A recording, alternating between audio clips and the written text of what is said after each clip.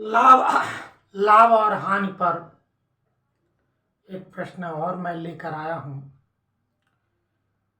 अभी तक जो भी मैंने वीडियो लाभ और हानि पर बनाया है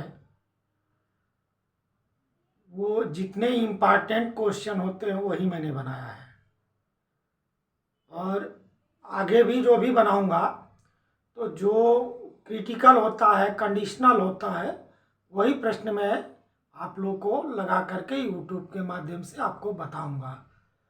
और ऐसे ही प्रश्न आपके कंपटीशन में भी आते हैं, आपके परीक्षा में भी आते हैं। देखिए, एक क्वेश्चन और लेकर आया हूँ। ये भारतीय क्वेश्चन है।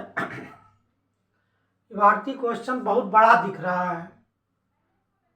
बड़ा दिखने के बाद हमारे मन में कई तरह की बातें आने लगती है कि कहाँ पर क्या निकलेगा, क्या नहीं निकलेगा, क्या है। थोड़ा समझने में दिक्कत होती है।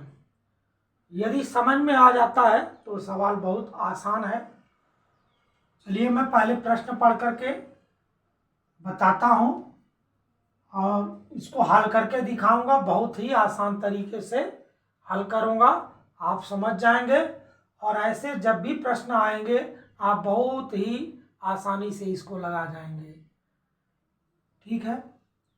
एक दुकानदार ने 15 मेज 500 रुपया प्रति मेज के भाव से तथा 20 कुर्सियां 300 रुपये प्रति कुर्सी के भाव से खरीदी।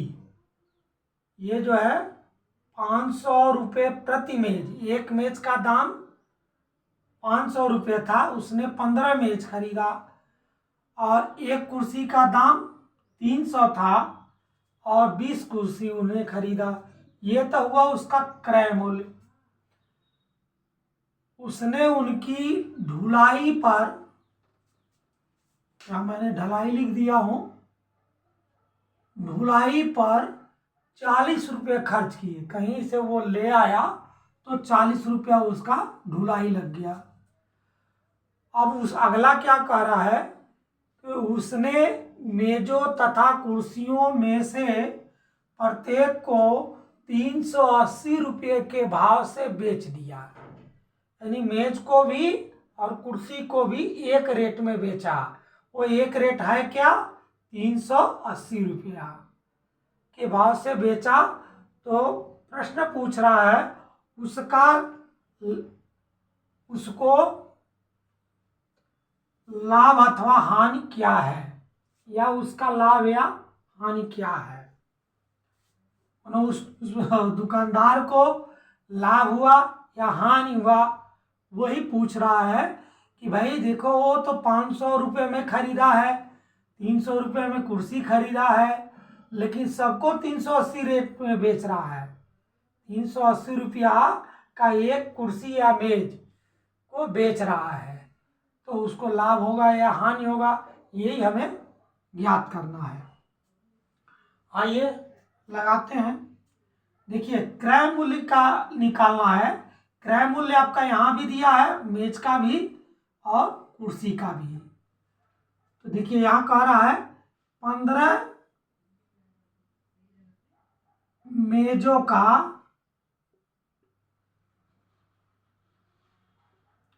क्रय मूल्य।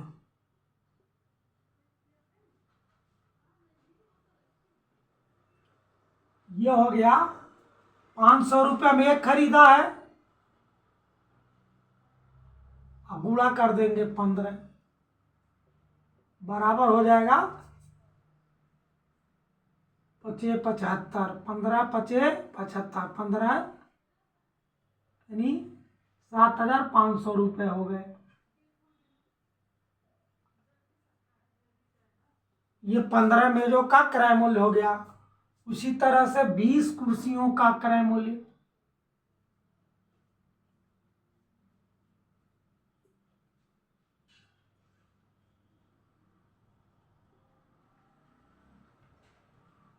का क्रय मूल्य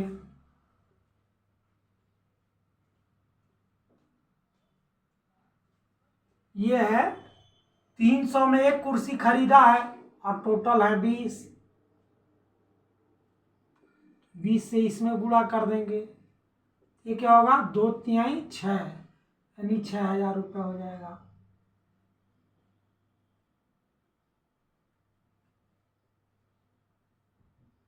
ठीक, अब टोटल क्रय मूल्य कितना होगा?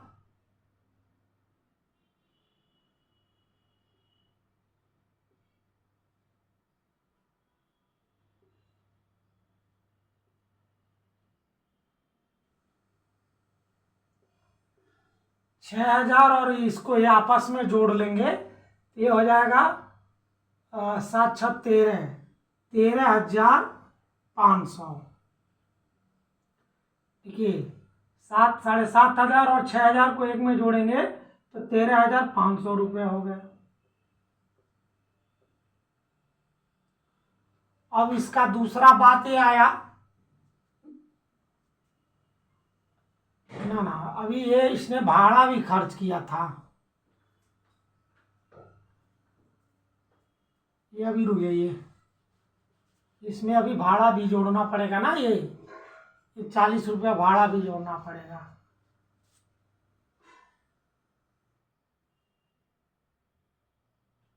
धुलाई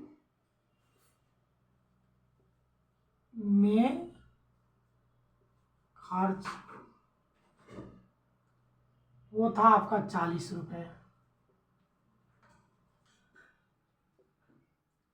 अब यहाँ लिखेंगे टोटल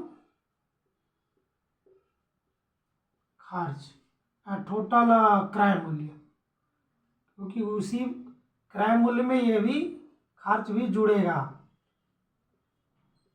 तो 13,540 रुपये हो जाएगा। ये हो गया इसका क्रय मूल्य।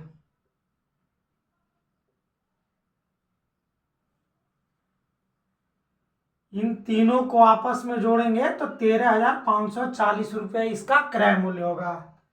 अब कह रहा है कि उसने मेजों तथा कुर्सियों में से प्रत्येक को 380 रुपये के भाव से बेच दिया। अब विक्रय मूल्य निकालेंगे।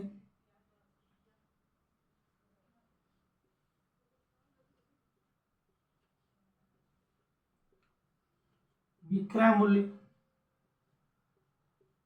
380 रुपये के भाव से बेचा है, गुणा इसके पास 15 मेज थे, अब प्लस 20 कुर्सियां था।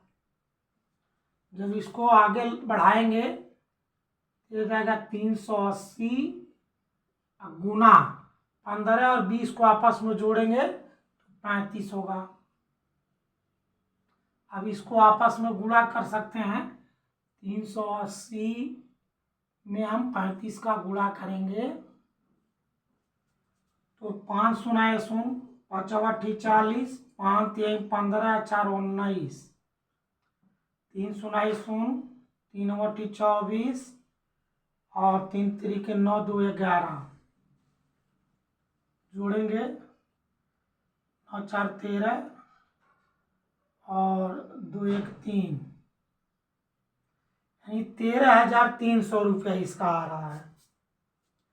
विक्रय मूल्य कितना आ रहा है?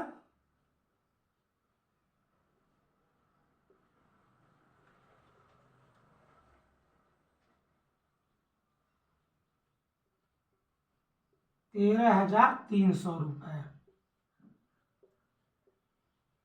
अब देखिए खरीदा था 13,540 रुपये में और बेचा तो इसको आया 13,300। इसको हानि होगा, लाभ नहीं होगा, क्योंकि ये घाटे में बेचा है। इसका क्रय मूल्य अधिक है और विक्रय मूल्य कम है, तो इसको सदैव हानि होगी। तो हानि बराबर क्या होगा? क्रय मूल्य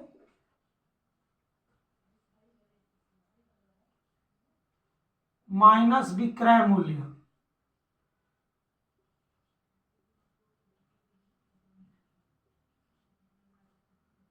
अब इसको क्या करेंगे? 13,540 माइनस 13,300 घटाएंगे तो कितना आएगा? 240 रुपये। ये 240 रुपये का उस दुकानदार को घाटा हुआ, यानी हानि हुआ। ये पूछ रहा था उसका लाभ अथवा हानि क्या है, तो उसका लाभ और हानि क्या है, यानी देखिए 13,000 कॉमन है, 540 में से 300 घटाएंगे तो ये कितना आएगा?